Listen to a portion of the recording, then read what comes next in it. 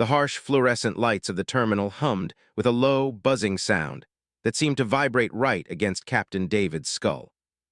He stood behind the gate podium, leaning his weight on one hip and trying to massage a knot out of his lower back. It had been one of those weeks that felt like a month, a string of delayed flights, angry passengers, and weather patterns that refused to cooperate.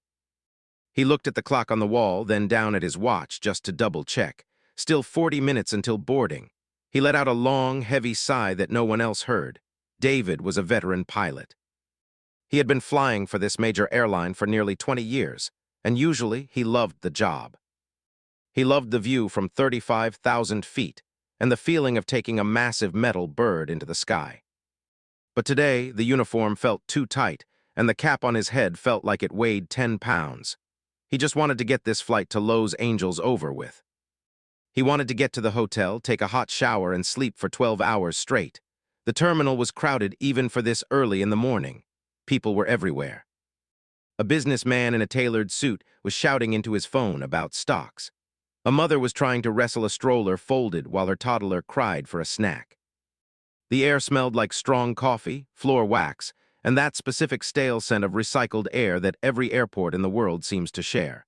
It was chaos, noise, and movement. David's eyes scanned the crowd, mostly out of habit, checking the vibe of the passengers he would be responsible for in a few hours. Most of them looked tired, anxious, or glued to their screens. But then his gaze stopped on one man who stood out because he wasn't doing any of those things. The man was sitting on the floor, not in a chair, not leaning against a wall. He was actually sitting, cross-legged, on the industrial gray carpet, right near the floor-to-ceiling windows that looked out onto the tarmac. He wore a faded black hoodie that looked like it had seen better days, a pair of scuffed work boots, and a baseball cap pulled down low over his eyes. He had a small, beat-up backpack next to him and a paper cup of coffee held loosely in one hand. David squinted a little. The man looked rough. His hair was messy, sticking out from under the cap. He had a thick beard that looked unkempt. He didn't look like the usual business travelers who flew this route. He looked like someone who might have wandered in off the street looking for a warm place to rest, or maybe a backpacker who had been traveling for 6 months straight without a shower. David watched him for a moment. The man was just staring out the window at the luggage handlers throwing bags onto the belt. He didn't check his phone. He didn't fidget. He just sat there, incredibly still. It was an odd contrast to the frantic energy of everyone else running around with rolling suitcases and tight schedules. Just then, Mike, the first officer, walked up to the podium carrying 2 bottles of water. He handed one to David and leaned against the counter, following David's line of sight.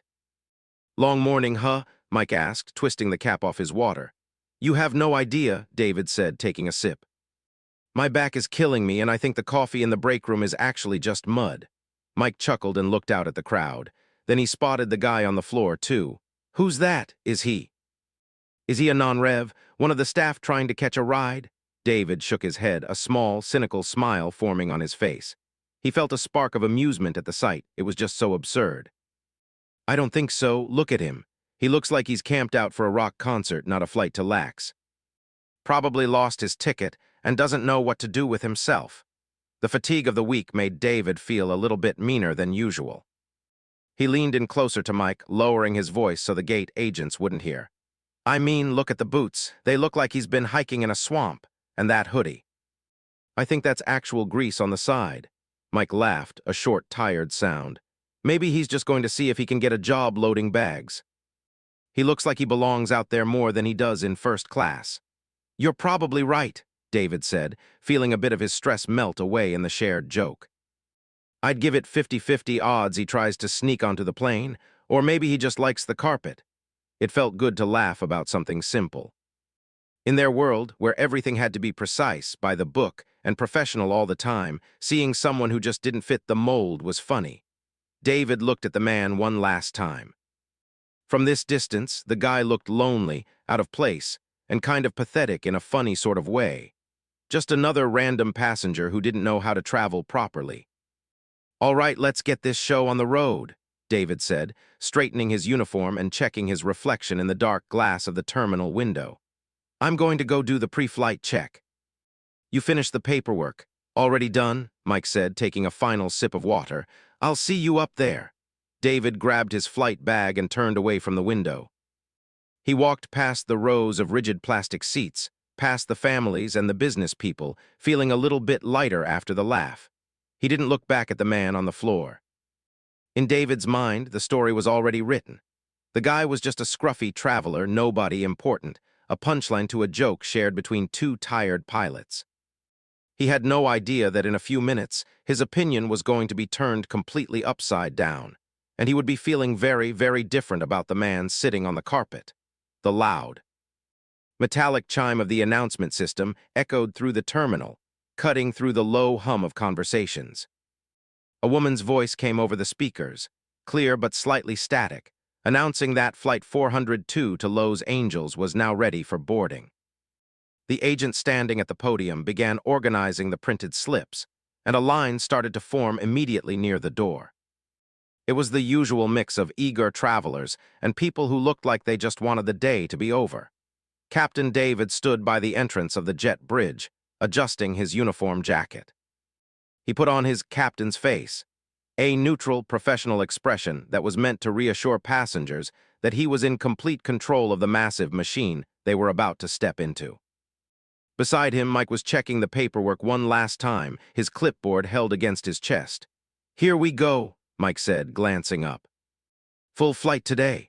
Always is to LA, David replied, looking past the first group of people standing in line. David watched the crowd, his mind wandering back to the man sitting on the floor. He looked over to the window spot where the guy had been just a few minutes ago. The space was empty now. The man had stood up and joined the line, though he was lingering near the back, letting the aggressive business types and the families with small children push ahead of him. When the man finally stood up and joined the crowd, David noticed he still looked incredibly out of place. He was taller than he looked sitting down, lanky, but with a bit of a slump in his shoulders. The black hoodie was oversized, swallowing his frame, and those scuffed boots looked like they had walked 1,000 miles. He wasn't looking at anyone, just staring at the back of the ticket in his hand. David nudged Mike lightly with his elbow. "Speak of the devil, there's our floor guy." He cleaned up a bit, I guess. It was a mean-spirited joke, a way to keep the fatigue at bay, but the chuckle died in David's throat as the line moved forward and the man got closer. The passenger reached the front of the line. He didn't look up at the gate agents who were scanning phones. He just waited patiently. When it was his turn to walk down the jet bridge and enter the plane, he shifted his backpack higher on his shoulder and slowly walked toward the cockpit door where David and Mike were standing. David was ready with his standard greeting. He was prepared to say a quick "welcome aboard" and then watch the guy shuffle off to the back of the plane. But as the man got within a few feet of them, he stopped. He reached up with both hands and pushed back the bill of his baseball cap. Then he ran a hand through his hair, which was messy but thick, and finally looked up to meet David's eyes.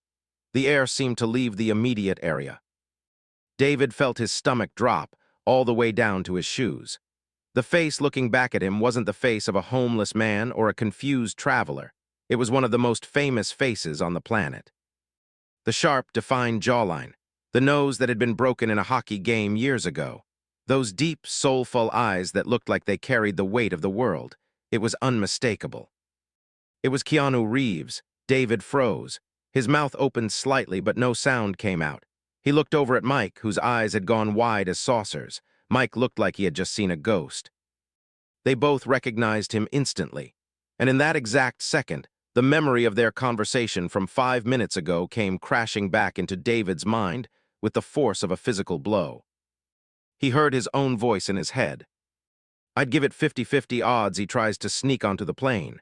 He looks like he belongs out there more than he does in first class." The shame was instant and hot, burning the back of David's neck. He felt small, not just small, but petty. Here was a man who had starred in some of the biggest movies in history, a man who was known worldwide for being incredibly decent and kind, and David had been mocking his appearance, treating him like a punchline to a private joke. David had judged him entirely on his worn-out clothes and his choice to sit on the floor, assuming he was nobody important. He couldn't have been more wrong. Keanu Reeves stood there for a moment, holding the boarding pass. He didn't look annoyed that the pilots were staring at him. He didn't look arrogant or demanding. In fact, he looked a little shy. He offered a small, polite nod to David, his expression soft and tired. "Good morning," Keanu said. His voice was quiet, raspy, and incredibly polite. David tried to snap himself out of it. He had to act like a professional pilot, even though his insides were squirming with embarrassment. "Gee, good morning," David managed to stammer out. He cleared his throat, trying to regain his composure. "Welcome aboard, mister." Welcome aboard." Keanu gave another nod, a faint smile touching the corners of his mouth, perhaps noticing the pilot's shock but choosing to ignore it. "Thank you," he said simply. Then, without another word, he turned and started walking down the aisle of the airplane. David stood rooted to the spot, watching him go. He watched as the famous actor squeezed past a woman struggling with an oversized suitcase. Most people would have sighed or rolled their eyes, but Keanu stopped. He put down his backpack and held the woman's bag out of the way while she got situated, giving her a warm smile when she thanked him. He wasn't acting like a star. He was acting like a gentleman. Mike let out a long breath beside him, sounding like he had been holding it in for a minute. "Did that just happen?" Mike whispered, his voice trembling slightly. David nodded slowly, his face still red. "Yeah, that happened, and we are total idiots." "I can't believe we said that stuff," Mike groaned, rubbing his face with his hand. "I feel terrible." "He probably heard us. He was sitting right there." "I hope he didn't," David said, though he doubted it. The terminal was loud, but Keanu had been sitting so close. If David had to guess, the actor probably heard their laughing and just didn't care. Or maybe he was used to it. Maybe that was why he wore the hoodie and the hat, to hide from a world that constantly judged him. David watched Keanu reach his seat. He didn't take a fancy first-class seat up front. He had a ticket for economy class. He stuffed his small backpack under the seat in front of him and sat down, immediately pulling out a book. He didn't look around for fans. He didn't pull out a phone to show off. He just sat there, quiet and unassuming, blending into the plastic seats. David felt a strange mix of emotions. There was the embarrassment, of course, but there was also a profound sense of awe. He realized that the scruffy look wasn't because the man was a bum. It was because Keanu Reeves simply didn't care about fashion or status. He was comfortable. He was traveling like a human being, not a celebrity. The irony wasn't lost on David. As a pilot, people often treated him with respect because of his uniform and the stripes on his shoulder. He felt important because he flew the plane. But here was a man who had more money and fame than David could ever dream of, choosing to dress like a construction worker and sit on the floor, yet possessing more grace in his little finger than David had shown all morning. "We need to fix this," David said suddenly, his voice firm. Mike looked at him. "Fix what? I can't let him fly all the way to LA. "Thinking we're just a couple of jerks who laugh at passengers," David said, glancing down the aisle to make sure the cabin crew was ready. "I need to apologize. I mean, a real apology. Not just a sorry for the mistake kind of thing." Mike looked nervous. "Do you think that's a good idea? He probably just wants to be left alone. Maybe we should just let him sleep." "We laughed at him, Mike. We made fun of him," David insisted. The guilt was eating at him now. It was one thing to be tired and cranky, but it was another thing to be unkind to someone who didn't deserve it.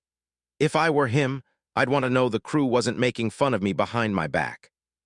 I'm going to talk to him once we get in the air." Mike hesitated, then nodded slowly. "Yeah, you're right. We started this wrong. We should try to finish it right." David straightened his tie and took a deep breath, trying to push the anxiety down. He had flown through thunderstorms and dealt with mechanical emergencies. But for some reason, the idea of walking down that aisle to apologize to a movie star made his hands sweat. But he knew he had to do it. He wasn't just a pilot today. He was a human being who had made a mistake, and it was time to own up to it. The hum of the jet engines was steady and low, a constant vibration that could be felt through the floor of the cockpit. They had been in the air for about 40 minutes, leaving the clouds far below them. The seatbelt sign had finally been turned off, dinging softly before clicking out above the passengers' heads. Inside the cockpit, the atmosphere was professional, but for David it was suffocating. He sat in the left seat, his hands resting lightly on the yoke, watching the horizon line stretch out endlessly. The autopilot was doing most of the work, which left his mind free to wander. And unfortunately, his mind kept going back to the same place, the terminal gate. He looked over at Mike, who was busy updating the navigation log. Mike looked fine, completely relaxed, like he had already forgotten about the incident. But David couldn't forget. Every time he closed his eyes, he saw that black hoodie and the scuffed boots, and then the face of the man wearing them. The contrast between his own arrogance and the actor's humility was eating him alive. "You okay, Cap?" Mike asked without looking up. "You've been shifting in your seat for 10 minutes," David sighed, rubbing his face with his hands. "No, Mike, I'm not okay. I can't get past it." We laughed at him. We literally made fun of a guy because he looked tired and his clothes were old. And then it turned out to be Keanu Reeves. I mean, think about it. If that had been some random guy, would I feel any better? Probably not. Mike stopped writing and looked at him. "Look, it was just a bad moment. We're tired. It happens." He didn't say anything. "That doesn't make it right," David insisted, his voice firm. "He's a human being, and honestly, I need to clear the air. I can't spend the next 4 hours feeling like this. It's distracting me." He unbuckled his seatbelt, the metal clasp making a loud snap in the quiet cockpit. Mike looked surprised. "You're going out there now?" "Yeah." "Just for a minute," David said, standing up and adjusting his uniform cap. "Keep an eye on the instruments." "Don't be long," Mike said, turning back to his work. David stepped out of the cockpit and into the galley area. The flight attendants were busy preparing drink carts, moving with practiced efficiency. He gave them a nod and walked past them, heading into the cabin. The air inside the plane was cool and dry, smelling faintly of airplane coffee and that recycled air smell. As he walked, he felt his heart beating a little faster. It wasn't every day you had to apologize to a movie star, especially when the movie star was the victim of your own bad joke. He passed through the business class curtain, his eyes scanning the seats. The plane was a large one, and according to the manifest, the famous actor was sitting in the first row of the main cabin, which in this aircraft layout was row 1 on the right side. He saw him immediately. Even though he was sitting down, he was hard to miss. Keanu Reeves was in seat 1A, the window seat. He had his knees pulled up slightly, his feet resting on the metal bar of the seat in front of him, those same scuffed boots David had mocked earlier. The baseball cap was off now, resting on the tray table next to a notebook and a pen. Keanu was looking out the small oval window at the endless expanse of blue sky and distant clouds below. He looked peaceful, deep in thought.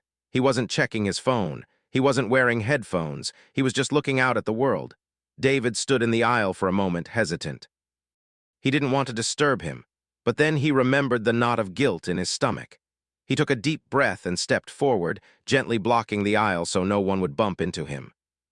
Keanu must have sensed the movement or the shadow. He turned his head slowly. When he saw the pilot standing there, a look of polite surprise crossed his face. He sat up straighter, pulling his feet down and assuming a more normal posture. He didn't look annoyed. He just looked ready to listen. "Hi," David said, his voice sounding a little shaky. He cleared his throat to steady it. "Mr. Reeves," the actor smiled. It was a genuine, warm smile that crinkled the corners of his eyes. "Hello, Captain," he said softly. "Is everything all right?" Yes, everything is fine with the flight," David said quickly. He paused, deciding to just be honest. There was no point in dancing around it.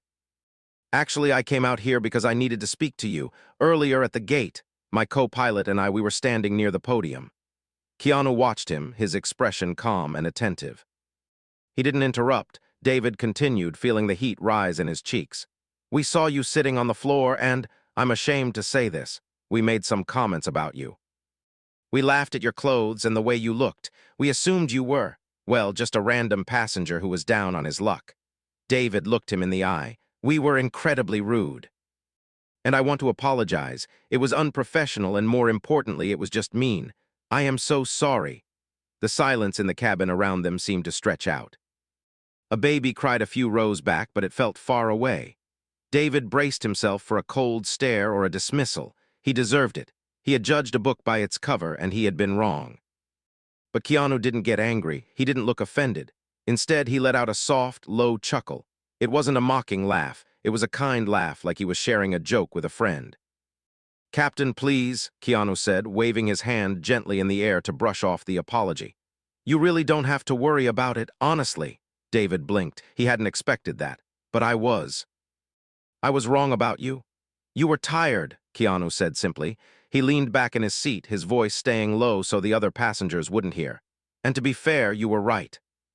I haven't slept in a week. I've been working nonstop, and I think I might have just collapsed on the floor because my legs gave out." He gestured to his hoodie. "And as for the clothes, I like to be comfortable. I spend my whole life in costumes and suits. When I'm not working, I just want to wear clothes that feel like me. And these boots," he looked down at his feet. "I've had them for years. They're good boots. They just look a little rough." David felt a wave of relief wash over him, but also a deep sense of respect. "You're a better man than me," David said. "If I heard someone laughing at me, I'd be furious." Keanu shook his head slowly.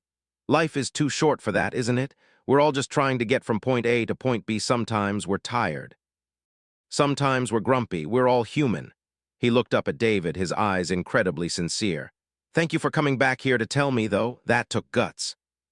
"I appreciate that. It was the right thing to do," David said, feeling the weight on his chest finally lift. "It was," Keanu agreed. He picked up his cup of water and took a sip. "Are we on time?" David smiled, grateful for the change to normal conversation. "Yes, sir. We're making excellent time. The weather is clear all the way to LA. Good," Keanu said. "I have a meeting when I land. I need to try and sleep before then, but looking out the window is too tempting." "It's a beautiful view," David said. "I never get tired of it." "I bet," Keanu said. He looked at the pilot's wings on David's chest. "You take people home safely. That's a good thing to do." David stood there for another second, just taking in the moment. He felt a strange connection to this stranger. He realized that the actor wasn't just a nice guy. He was someone who understood struggle and kindness on a level that most people didn't.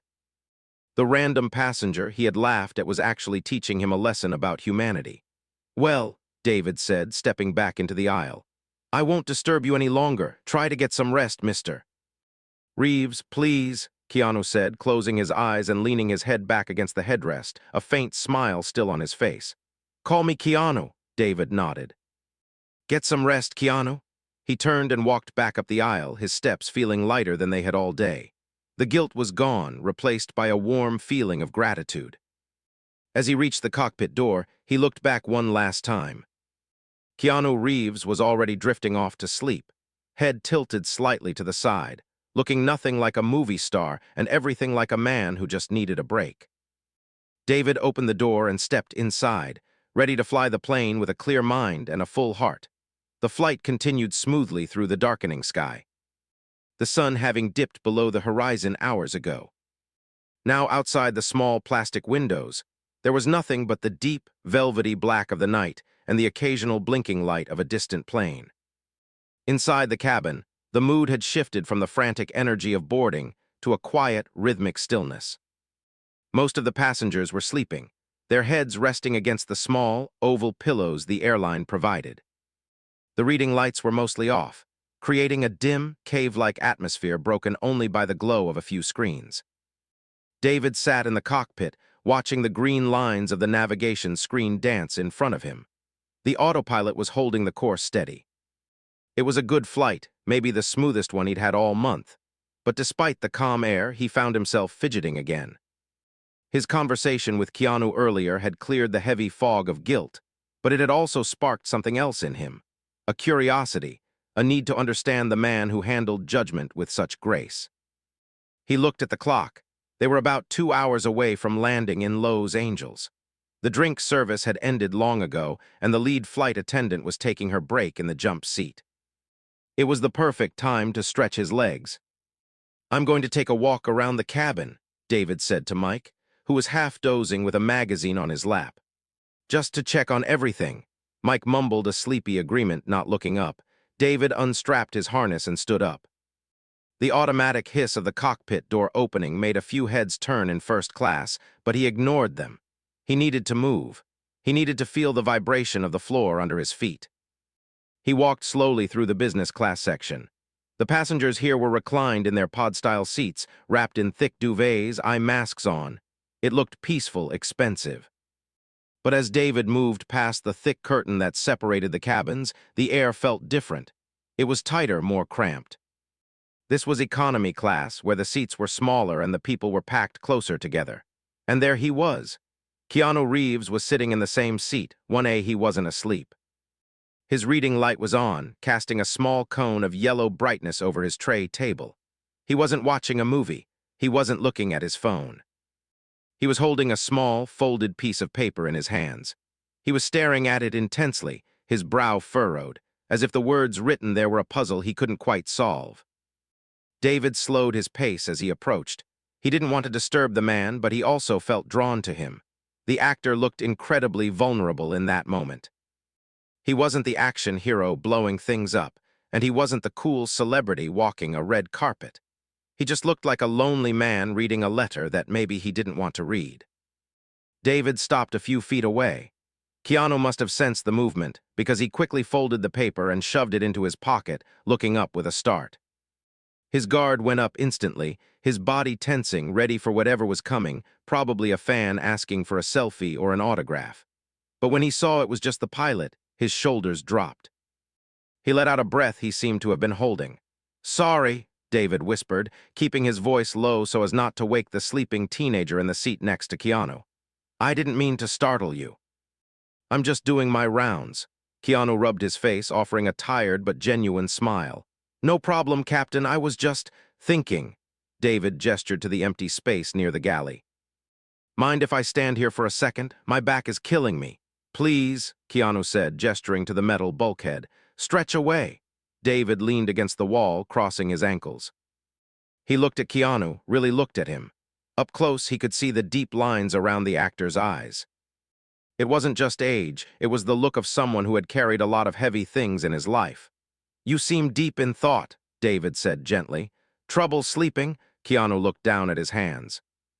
"Something like that. It's hard sometimes. The quiet gets loud, you know." David nodded slowly. He did know. Pilots spent hours in the silence of the sky, often alone with their thoughts. "I know that feeling. You're up here, suspended between two places, and your brain decides to remind you of every mistake you ever made or every problem you left on the ground." "Exactly," Keanu said, his voice raspy and quiet.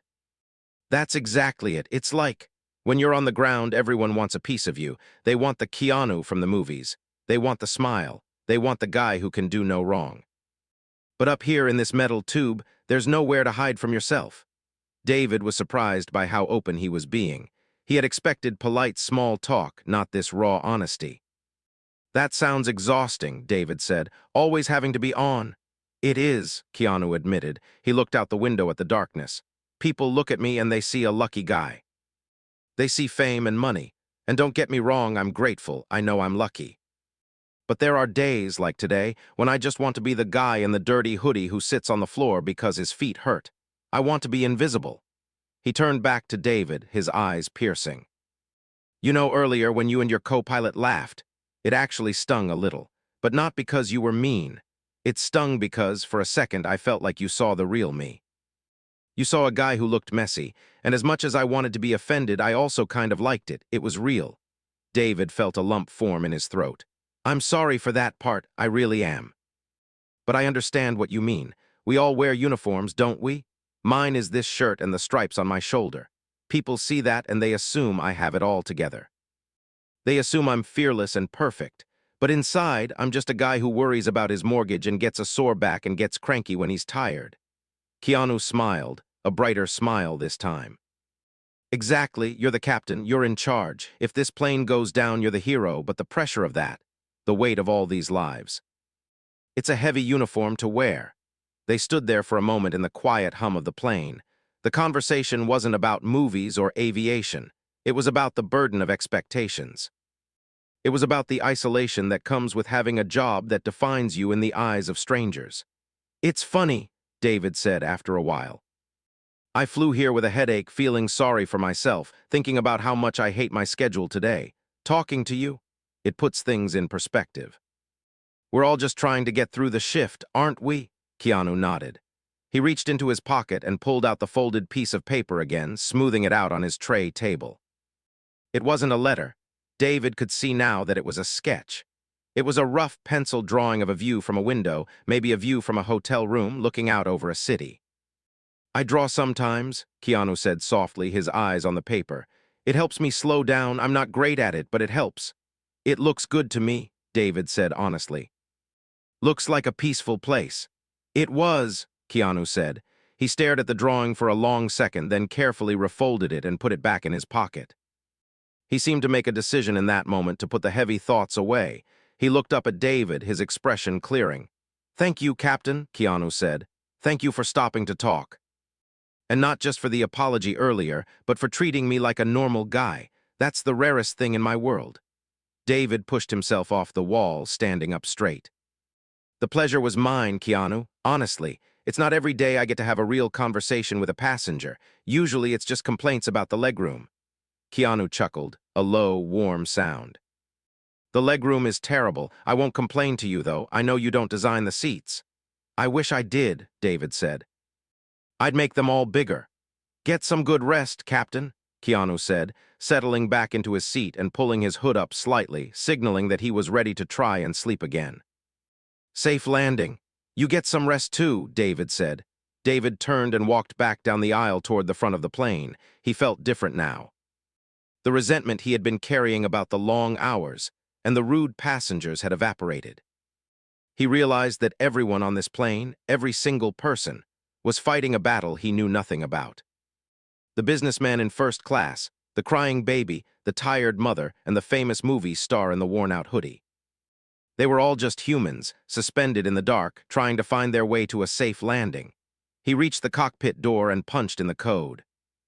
As the door clicked open, he took one last look back down the dim aisle. Keanu's light was off now. He was finally asleep, looking small and ordinary in the big chair. David smiled to himself and stepped inside, ready to finish the flight with a full heart and a newfound respect for the people he carried. The quiet hum of the engines changed pitch, signaling the beginning of the descent.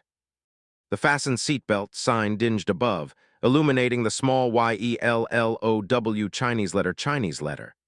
David pressed the button for the PA system, his hand steady. He had made this announcement thousands of times, but today the words felt different.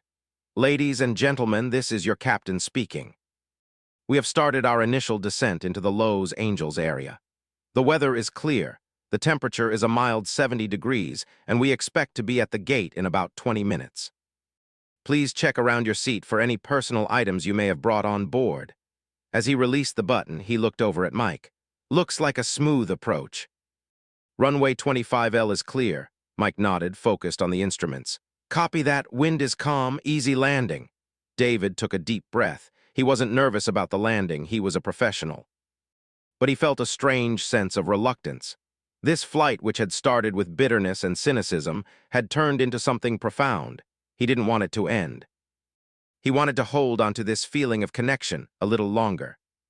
The plane descended through the layers of clouds, breaking out into the open sky just as the sprawling grid of Los Angeles lights came into view below.